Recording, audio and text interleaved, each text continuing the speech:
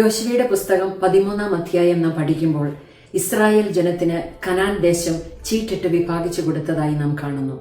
എന്നാൽ ലേവി ഗോത്രത്തിന് ഒരവകാശവും കൊടുത്തില്ല. കാരണം യഹോവ തന്നെയായിരുന്നു അവരുടെ അവകാശം. The tribe of Levi was separated for God. Why?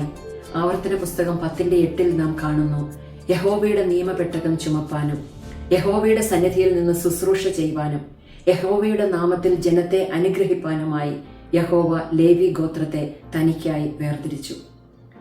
Israel ജനത്തിന് ദേശം ചീട്ടിട്ടാണ് വിഭാഗിച്ചതെങ്കിലും ഏത് ഗോത്രത്തിന് ചീട്ട് എവിടെ വീഴണമെന്നും അത് ഏത് ഭാഗമായിരിക്കണമെന്നും തീരുമാനിച്ചത് യഹോവയാണ്. സദൃശവാക്യം 16:33 നാം വായിക്കുന്നു, ചീട്ട് മടിയിലിടുന്നു, അതിന്റെ വിധാനമോ യഹോവയാലത്രേ. അങ്ങനെയെങ്കിൽ നമുക്ക് നമ്മുടെ ജീവിതത്തിലേക്കൊന്ന് തിരിഞ്ഞു നോക്കാം. ഈ ഭൂമിയിൽ യഹോവ നമുക്ക് തന്നിരിക്കുന്ന ചീട്ടിൽ, നമുക്ക് ലഭിച്ചിരിക്കുന്ന അവകാശത്തിൽ നാം സംതൃപ്തരാണോ അതോ നിരാശരാണോ? സ്വന്തം പുത്രനായ കർത്താവിന് യഹോവ കൊടുത്ത ചീട്ട് എന്തായിരുന്നു? കാൽവരിയിലെ ക്രൂശ് മരണം. അത് കഠിനമായിരുന്നുവെങ്കിലും കർത്താവ് അത് സന്തോഷത്തോടെ സ്വീകരിച്ചു. എന്നതുപോലെ നാം നമ്മെ ദൈവം എവിടെയാക്കി വെച്ചിരിക്കുന്നു എന്നതല്ല വിഷയം. നാം നമ്മുടെ കർത്താവിനെ നമ്മുടെ ജീവിതത്തിൽ അറിഞ്ഞുവെങ്കിൽ, നമ്മുടെ ജീവിതം ഈ നല്ല കർത്താവിന് വേണ്ടി സമർപ്പിച്ചുവെങ്കിൽ അതാണ് ഏറ്റവും വലിയ കാര്യം. Nothing else really matters. അത് മനസ്സിലാകുവാൻ ഞാനൊരു ഉദാഹരണം പറയാം. എൻ്റെ മകൻ വിവാഹം കഴിക്കുമ്പോൾ ആ വിവാഹം കഴിച്ചു വരുന്ന പെൺകുട്ടി യെസ് ഐ ഡു എന്ന ഉഭയസമ്മതം പറഞ്ഞ് അവന്റെ ജീവിതത്തിലേക്ക് പ്രവേശിക്കുമ്പോൾ ഞങ്ങൾക്കുള്ള സകലത്തിനും ഒരൊറ്റ സെക്കൻഡ് കൊണ്ട് അവൾ കൂട്ടവകാശിയായി തീരുകയാണ്.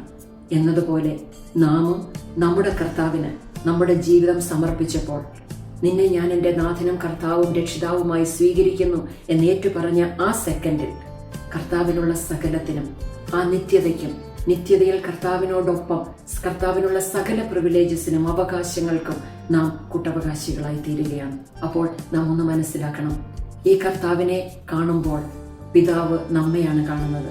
കർത്താവിലൂടെ നമ്മെ കാണുന്നു.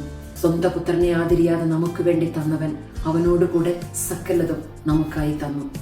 അങ്ങനെയെങ്കിൽ പാട്ടുകാരനോട് ചേർന്ന് നമുക്കും പറയാം, എനിക്ക് സമ്പത്തെന്നു ചൊല്ലുവാൻ വേറെയില്ലൊന്നും, യേശു മാത്രം സമ്പത്താകുന്നു. ഈ നല്ല കർത്താവിനെ പിൻപറ്റി നമുക്ക് ലഭിച്ച അളവുനൂൽ എനിക്ക് മനോഹര ദേശത്ത് വീണിരിക്കുന്നു. അതെ, നല്ലൊരവകാശം എനിക്ക് ലഭിച്ചിരിക്കുന്നു. നമുക്കും ഈ നല്ല ദൈവത്തെ സേവിച്ച് അനുഗ്രഹത്തോടെ ജീവിക്കാം. God bless you.